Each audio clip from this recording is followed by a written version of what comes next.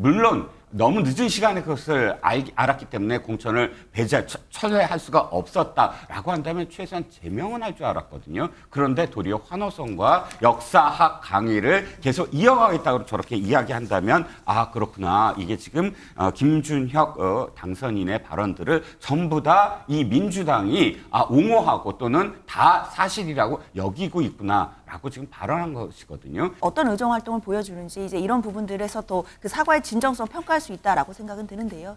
다만 총선 과정에서 나왔던 그런 막말 논란들로 인해서 김준혁 당선인이 그동안 해왔던 어떤 역사학자로서의 모든 연구라든지 뭐 전체적인 뭐 강의라든지 이런 것이 전체 과거가 모두 다 부정되는 것은 아닐 수 있겠다라는 생각은 듭니다. 민주당 내 친명 모임이죠. 더민주혁신회의 간담회에서 나온 얘기입니다. 어떤 거죠? 네, 그렇습니다. 어제입니다. 국회에서 더민주전국혁신회의에서는 총선평가 및 이 조직 전망을 논의하는 간담회를 열었습니다. 혁신회의는 작년 6월에 이 친명계 원외 인사를 중심으로 출범한 조직인데요. 현역 물갈이 또 이재명 수호를 내세워서 활동해온 조직입니다. 혁신회의는 어제 간담회에서 이 혁신회의 출마자 50명 중에 무려 31명이 당선됐다라면서 이재명을 중심으로 정권교체를 이뤄내겠다라는 포부를 밝히기도 했습니다. 말씀 주신 대로 간담회 분위기 내내 축제 분위기였는데요.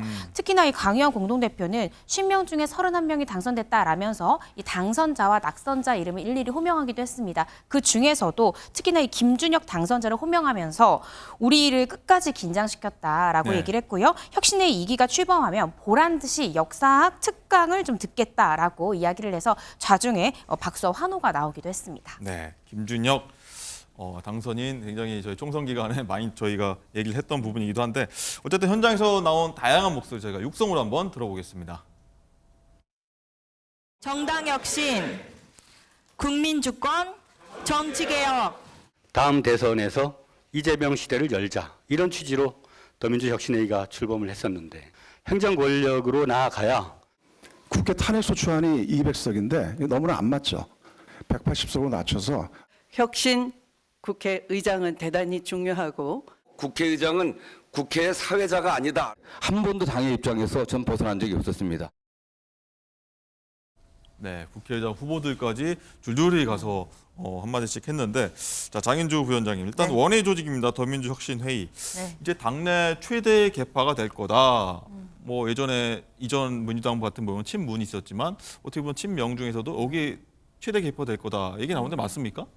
뭐 그런 분석들이 벌써 나오는 것 같기는 합니다. 특히 이제 지금 더민주 소속의 어떤 분들께서 지금 31명이 이번에 당선이 됐거든요. 그러니까 22대 국회에 들어가게 된다면 일단 31명의 현역 의원이 배출이 되는 것이기 때문에 당연히 민주당 내에서도 굉장히 좀 힘있고 목소리가 큰 그런 또 조직이나 개파가 될 가능성은 높아 보이기는 합니다.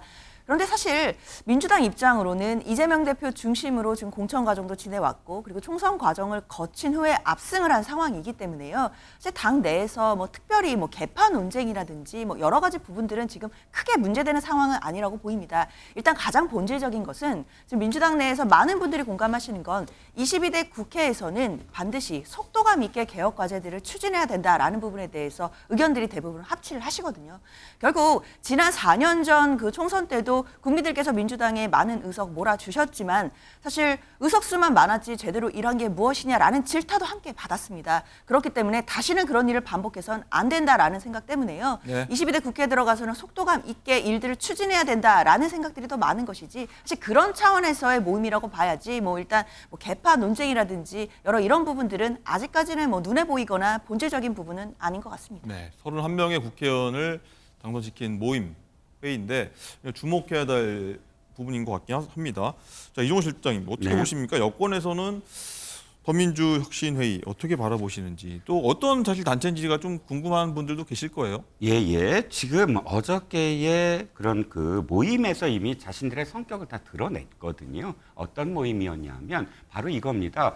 50명이 다 출마를 했는데 그 50명의 지역구가 거의 다 반명, 비명계 의원들이었어요. 대표적으로 지금 또 양문석 당선인, 그 다음에 김준혁 당선인, 바로 비명의 상당히 중진 의원들, 전해철 의원이라든지 또는 박강원 의원을 저격하고 그 자리에 공천을 받은 사람들이거든요. 다른 어떤 지금 이 혁신회의의 후보들, 당선인들도 다 거의 비슷합니다. 그러니까 어떻게 이렇게 얘기를 하더군요. 비명 행사의 프레임을 돌파한 우리 당선인들 축하한다. 이렇게 얘기를 했어요. 그 다음에 또 한 가지는 영상입니다. 그 자리에서 영상이 이렇게 보여졌는데 네. 어떤 영상이냐면 이재명 대표의 체포동의안 가결 장면과 그다음에 법원에서 그것이 기각되는 장면, 여기에 포함되어 있는 공동대표죠. 김우영 공동대표가 울먹이는 장면이 지금 보여졌다고 합니다. 이거야말로 이재명이라는 정치인을 수호하기 위한 모임이구나. 이렇게밖에 안 여겨지거든요. 구호도 이재명과 함께 정권 교체. 그러니까 노골적으로 이재명 대표를 수호하겠다라는 목표를 갖고 우리가 모였는데 여기서 30명이나 당선됐다라는 축하를 하는 자리였다라는 겁니다. 저는 여기에 4명의 국회의장 후보가 간 것도 참 뭐랄까요, 적절했을까요? 라는 생각이 듭니다. 왜냐하면 친명의 마음을 얻어야만 국회의장이 될 수 있다라는 어떤 그런 경쟁, 어저께 국회의장 후보 4명의 이야기도 거의 다 내가 이재명의 뜻을 이어갈 수 있다라는 어떤 느낌의 뉘앙스의 발언을 하고 거기에 이제 환호성을 받았거든요. 저는 이것이 정당 민주주의가라는 의구심과 함께 상당히 우려되는 바가 있다고 생각을 합니다.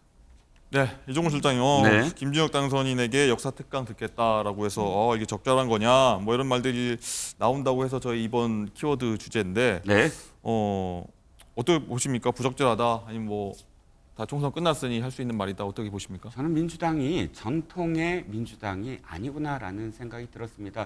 이 김대중 대통령과 노무현 대통령의 뜻을 계승하는 정당이라고 한다면 이런 정도의 역사 인식을 갖고 또 이런 그런 젠더, 계층, 지역 모든 갈등 요인을 다 포함된 그런 폄하 발언들을 이어가는 함량 미달의 정치인을 배출을 해서 물론 너무 늦은 시간에 그것을 알았기 때문에 공천을 철회할 수가 없었다라고 한다면 최소한 제명은 할 줄 알았거든요. 그런데 도리어 환호성과 역사학 강의를 계속 이어가겠다고 저렇게 이야기한다면 그렇구나. 이게 지금 김준혁 당선인의 발언들을 전부 다 이 민주당이 옹호하고 또는 다 사실이라고 여기고 있구나. 라고 지금 발언한 것이거든요. 이 장면을 보고 2대 졸업생들과 그다음에 안동의 그 소수서원의 관련자 분들 또 많은 진짜 박정희 대통령의 유가족이라든지 이런 분들이 과연 어떻게 생각할까라고 저는 되묻지 않을 수 없습니다. 네, 또 개인 의견까지 주셨고요. 일단 장윤주 부위원장님 생각이 좀 궁금합니다. 이런 지적에 대해서 민주당에서는 어떻게 좀 바라보고 계신지? 그렇죠. 일단 김준혁 당선인이 지난 총선 과정에서 나왔던 여러 가지 막말 논란이 있었던 거 다들 기억하실 것 같고요. 그렇기 때문에 당에서도 사과를 권고했고 당선인도 그 총선 기간 중에 사과를 한 바가 있습니다. 이제 의원이 진짜 되고 나면 22대 국회에서 어떤 의정 활동을 보여주는지 이제 이런 부분들에서 또 그 사과의 진정성 평가할 수 있다라고 생각은 드는데요.